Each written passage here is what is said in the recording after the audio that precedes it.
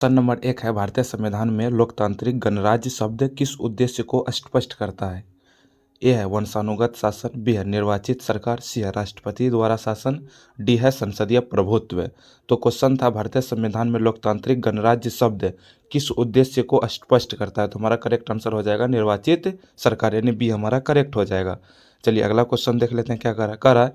निम्नलिखित में से कौन सा मौलिक अधिकार केवल भारतीय नागरिक को प्राप्त नहीं है? कह रहा निम्नलिखित में से कौन सा मौलिक अधिकार केवल भारतीय नागरिक को प्राप्त नहीं है? ए है समानता का अधिकार, बी है जीवन का अधिकार, सी है भाषण का स्वतंत्रता और डी है संगठन बनाने की स्वतंत्रता। तो हमारा करेक्ट आंसर हो जाएगा जीवन का अधिकार। अनुच्छेद 21 नागरिक व विदेशी दोनों पर लागू होता है, इसलिए इनमें से जीवन का अधिकार विदेशी नागरिक को भी प्राप्त है। अगला क्वेश्चन है, कह रहा है भारत में शून्य बजट प्रकृति खेती को सर्वाधिक बढ़ावा किस राज्य ने दिया? कह रहा है भारत में शून्य बजट प्राकृतिक खेती को सर्वाधिक बढ़ावा किस राज्य ने दिया? ए है पंजाब, बी है केरल, सी है आंध्र प्रदेश और डी है बिहार। तो हमारा करेक्ट आंसर हो जाएगा आंध्र प्रदेश। आंध्र प्रदेश राज्य ने त्रिस्तरीय मॉडल को अपनाया हुआ है। चलिए अगला क्वेश्चन देखते हैं। क्वेश्चन है, कह रहा है राज्य नीति के निर्देशक तत्व किस देश के संविधान से लिए गए हैं? कह रहा है राज्य नीति के निर्देशक तत्व किस देश के संविधान से लिए गए हैं? ए है अमेरिका, बी है आयरलैंड, सी है कनाडा और डी है ऑस्ट्रेलिया। तो राज्य नीति निर्देशक तत्व किस देश से लिए गए हैं? तो हमारा करेक्ट आंसर हो जाएगा आयरलैंड। डीपीएसपी ये आयरलैंड के संविधान से लिए गए हैं। अगला क्वेश्चन है, कह रहा है भारत में राष्ट्रीय हरित अधिकरण की स्थापना का मुख्य उद्देश्य क्या है? कह रहा है भारत में राष्ट्रीय हरित अधिकरण एनजीटी की स्थापना का मुख्य उद्देश्य क्या है? यह है वन प्रबंधन, बी है पर्यावरणीय विवादों का त्वरित निपटान, सी है जल संरक्षण और डी है जैव विविधता सर्वेक्षण। तो भारत में राष्ट्रीय हरित प्राधिकरण अधिकरण का स्थापना का मुख्य उद्देश्य हो जाएगा पर्यावरणीय विवादों का त्वरित निपटान, यानी बी हमारा करेक्ट हो जाएगा। चलिए अगला क्वेश्चन देख लेते हैं। क्वेश्चन है, कह रहा है निम्नलिखित में से कौन सा कर प्रत्यक्ष कर नहीं है? कह रहा निम्नलिखित में से कौन सा कर प्रत्यक्ष कर नहीं है? ए है आयकर, बी है संपत्ति कर, सी है निगम कर और डी है वस्तु एवं सेवा कर। तो इनमें से कौन प्रत्यक्ष कर नहीं है? तो हमारा करेक्ट आंसर हो जाएगा वस्तु एवं सेवा, यानी डी हमारा करेक्ट हो जाएगा। चलिए अगला क्वेश्चन देख लेते हैं। क्वेश्चन है भारतीय संविधान में संवैधानिक नैतिकता शब्द का सर्वाधिक प्रयोग किस संदर्भ में हुआ है? कह रहा है भारतीय संविधान में सर्वाधिक नैतिकता शब्द का सर्वाधिक प्रयोग किस संदर्भ में हुआ? यह है संसद, बी है न्यायपालिका, सी है कार्यपालिका और डी है निर्वाचन आयोग। तो भारतीय संविधान में सर्वाधिक नैतिकता शब्द का सर्वाधिक प्रयोग किस संदर्भ में हुआ है? तो हमारा करेक्ट आंसर हो जाएगा न्यायपालिका। सुप्रीम कोर्ट के निर्णयों में नैतिकता शब्द का प्रयोग सर्वाधिक हुआ है। चलिए अगला क्वेश्चन देख लेते हैं।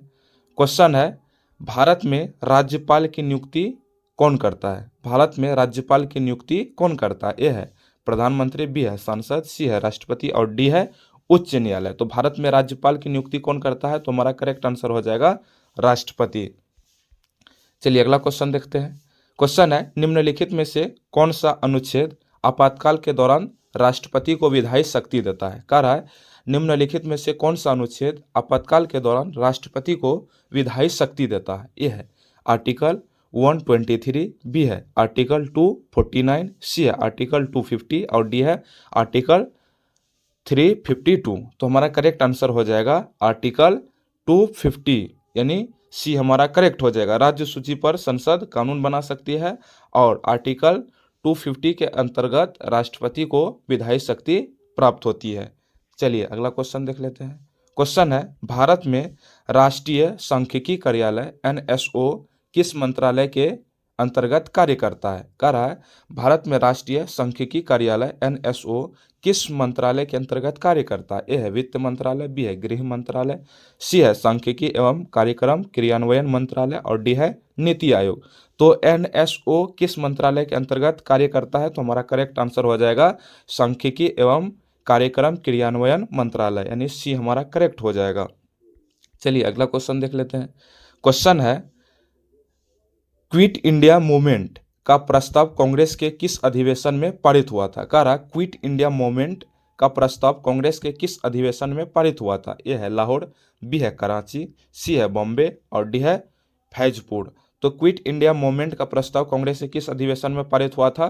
तो हमारा करेक्ट आंसर हो जाएगा बॉम्बे अधिवेशन। 1942 के अंतर्गत क्विट इंडिया मूवमेंट का प्रस्ताव कांग्रेस के अधिवेशन में पारित हुआ था। चलिए अगला क्वेश्चन देख लेते हैं।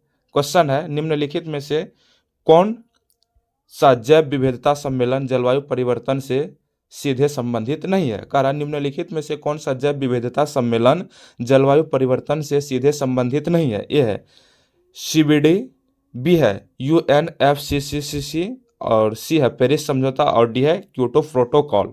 तो इनमें से कौन जैव विविधता सम्मेलन जलवायु परिवर्तन से सीधा संबंध नहीं है? तो हमारा करेक्ट आंसर हो जाएगा CBD, यानी ये हमारा करेक्ट हो जाएगा। CBD जैव विविधता पर केंद्रित है। चलिए अगला क्वेश्चन देख लेते हैं। क्वेश्चन है, भारत में राज्यपाल की सदस्य का कार्यकाल कितना होता है? कह रहा भारत में राज्यसभा का सदस्य का कार्यकाल कितना होता है? ए है 4 वर्ष, बी है 5 वर्ष, सी है 6 वर्ष और डी है आजीवन। तो भारत में राज्यसभा के सदस्य का कार्यकाल कितना होता है? तो हमारा करेक्ट आंसर हो जाएगा 6 वर्ष। प्रत्येक 2 वर्ष में 1/3 सदस्य सेवानिवृत्त होते हैं इसमें। चलिए अगला क्वेश्चन देख लेते हैं। कह रहा है निम्नलिखित में से कौन सा भारत का बायोस्फीयर रिजर्व नहीं है? कह रहा है निम्नलिखित में से कौन सा भारत का बायोस्फीयर रिजर्व नहीं है? ए है नीलगिरी, बी है सुंदरबन, सी है पंचमढ़ी और डी है गिर। इनमें से कौन सा भारत का बायोस्फीयर रिजर्व नहीं है? तो हमारा करेक्ट आंसर हो जाएगा गिर। गिर राष्ट्रीय उद्यान है, बायोस्फीयर नहीं है, तो इसलिए हमारा करेक्ट आंसर डी हो जाएगा। अगला क्वेश्चन है, कह रहा है राजकोषीय उत्तरदायित्व और बजट प्रबंधन अधिनियम का मुख्य उद्देश्य क्या है? कह रहा है राजकोषीय उत्तरदायित्व और बजट प्रबंधन अधिनियम का मुख्य उद्देश्य क्या है? ए है कर बढ़ाना, बी है राजकोषीय अनुशासन, सी है सब्सिडी समाप्त करना और डी है निजीकरण। तो राजकोषीय उत्तरदायित्व और बजट प्रबंधन अधिनियम का मुख्य उद्देश्य क्या है? तो हमारा करेक्ट आंसर हो जाएगा राजकोषीय अनुशासन, यानी बी हमारा करेक्ट हो जाएगा।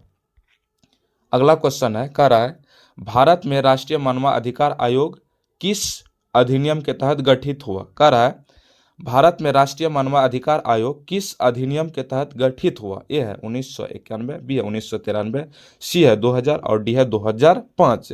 तो भारत में राष्ट्रीय मानवाधिकार आयोग किस अधिनियम के तहत गठित हुआ? तो हमारा करेक्ट आंसर हो जाएगा 1993। मानवाधिकार संरक्षण अधिनियम 1993 के तहत इसका गठन हुआ। अगला क्वेश्चन है, कह रहा है निम्नलिखित में से कौन सा ग्रीन हाउस प्रभाव के लिए प्रसिद्ध है? कह रहा है निम्नलिखित में से कौन सा ग्रीन हाउस प्रभाव के लिए प्रसिद्ध है? ए है मंगल, बी है बुध, सी है शुक्र और डी है बृहस्पति। तो निम्नलिखित में से कौन ग्रीन हाउस प्रभाव के लिए प्रसिद्ध है? तो हमारा करेक्ट आंसर हो जाएगा शुक्र। शुक्र पर सबसे ज़्यादा रनवे ग्रीन हाउस इफेक्ट देखने के लिए मिलता है। चलिए अगला क्वेश्चन देख लेते हैं। क्वेश्चन है भारत में राष्ट्रीय शिक्षा नीति 2020 का मुख्य फोकस क्या है? कह रहा है भारत में राष्ट्रीय शिक्षा नीति 2020 का प्रमुख फोकस क्या है? ए है केवल उच्च शिक्षा, बी है कौशल आधारित शिक्षा, सी है परीक्षा केंद्रित प्रणाली और डी है विदेशी विश्वविद्यालय। तो भारत में केंद्रीय शिक्षा नीति 2020 का मुख्य फोकस क्या है? तो हमारा करेक्ट आंसर हो जाएगा कौशल आधारित शिक्षा, यानी बी हमारा करेक्ट हो जाएगा। चलिए अगला क्वेश्चन देख लेते हैं। क्वेश्चन है भारत छोड़ो आंदोलन के समय वायसराय कौन थे? कह रहा भारत छोड़ो आंदोलन के समय वायसराय कौन थे? ए है लॉर्ड माउंटबेटन, बी है लॉर्ड वेवेल, सी है लॉर्ड लिनलिथगो और डी है लॉर्ड कर्जन। तो भारत छोड़ो आंदोलन के समय वायसराय कौन था? तो हमारा करेक्ट आंसर हो जाएगा लॉर्ड लिनलिथगो, यानी सी हमारा करेक्ट हो जाएगा। 1942 के समय भारत के वायसराय लॉर्ड लिनलिथगो थे। चलिए अगला क्वेश्चन देख लेते हैं। कह रहा है निम्नलिखित में से कौन सा संवैधानिक निकाय नहीं है? कह रहा है निम्नलिखित में से कौन संवैधानिक निकाय नहीं है? ए है वित्त आयोग, बी है नीति आयोग, सी है चुनाव आयोग और डी है संघ लोक सेवा आयोग। तो इनमें से कौन सा संवैधानिक निकाय नहीं, यही पूछ रहा है, तो हमारा करेक्ट आंसर हो जाएगा नीति आयोग। नीति आयोग ये संवैधानिक निकाय नहीं बल्कि ये कार्यकारी निकाय है। चलिए अगला क्वेश्चन देखते हैं। कह रहा है भारत में ग्रीन जीडीपी की अवधारणा किससे संबंधित है? भारत में ग्रीन जीडीपी की अवधारणा किससे संबंधित है? यह है औद्योगिक विकास, भी है पर्यावरणीय लागत समायोजन, सी है कृषि उत्पादन और डी है विदेशी निवेश। तो भारत में ग्रीन जीडीपी की अवधारणा किससे संबंधित है? तो हमारा करेक्ट आंसर हो जाएगा पर्यावरणीय लागत समायोजन, यानी बी हमारा करेक्ट हो जाएगा। चलिए अगला क्वेश्चन देख लेते हैं। क्वेश्चन है कह रहा अनुच्छेद 44 किससे संबंधित है? कह रहा है अनुच्छेद 44 किससे संबंधित है? ए है समान नागरिक संहिता, बी है शिक्षा का अधिकार, सी है पंचायत और डी है भाषा नीति। तो अनुच्छेद 44 किससे संबंधित है? तो हमारा करेक्ट आंसर हो जाएगा समान नागरिक संहिता, यानी यूसीसी से संबंधित है, आर्टिकल 44। चलिए अगला क्वेश्चन देख लेते हैं। अगला क्वेश्चन है कह रहा निम्नलिखित में से कौन सा नदी तंत्र पूर्व की ओर बहने वाली नहीं है? कह रहा है निम्नलिखित में से कौन सा नदी तंत्र पूर्व की ओर बहने वाली नहीं है? ए है कृष्णा, बी है कावेरी, सी है गोदावरी और डी है ताप्ती। तो हमारा करेक्ट आंसर हो जाएगा ताप्ती, यानी डी हमारा करेक्ट हो जाएगा। ताप्ती पश्चिम की ओर बहने वाली नदी है। अगला क्वेश्चन है भारत में राष्ट्रीय खाद्य सुरक्षा अधिनियम किस वर्ष लागू हुआ? कह रहा है भारत में राष्ट्रीय खाद्य सुरक्षा अधिनियम किस वर्ष लागू हुआ? तो हमारा करेक्ट आंसर हो जाएगा 2013। चलिए अगला क्वेश्चन देख लेते हैं। क्वेश्चन है कह रहा निम्नलिखित में से कौन सा कथन सही है? कह रहा निम्नलिखित में से कौन सा कथन सही है? ए है आरबीआई संवैधानिक संस्था है, बी है सीएजी वैधानिक संस्था है, सी है चुनाव आयोग संवैधानिक संस्था है और डी है नीति आयोग वैधानिक संस्था है। तो हमारा करेक्ट आंसर कौन सा हो जाएगा? तो हमारा करेक्ट आंसर हो जाएगा चुनाव आयोग संवैधानिक संस्था है, यानी सी हमारा करेक्ट हो जाएगा। अगर वीडियो पसंद आया हो तो चैनल को जरूर सब्सक्राइब कीजिएगा, अपने दोस्तों के साथ शेयर जरूर कीजिएगा, क्योंकि इस चैनल के माध्यम से आप यूपीएससी प्रीलिम्स 2026 का तैयारी बहुत कम समय में कर सकते हैं। वीडियो पसंद आया होगा तो चैनल को जरूर सब्सक्राइब कीजिएगा। लास्ट तक देखने के लिए धन्यवाद।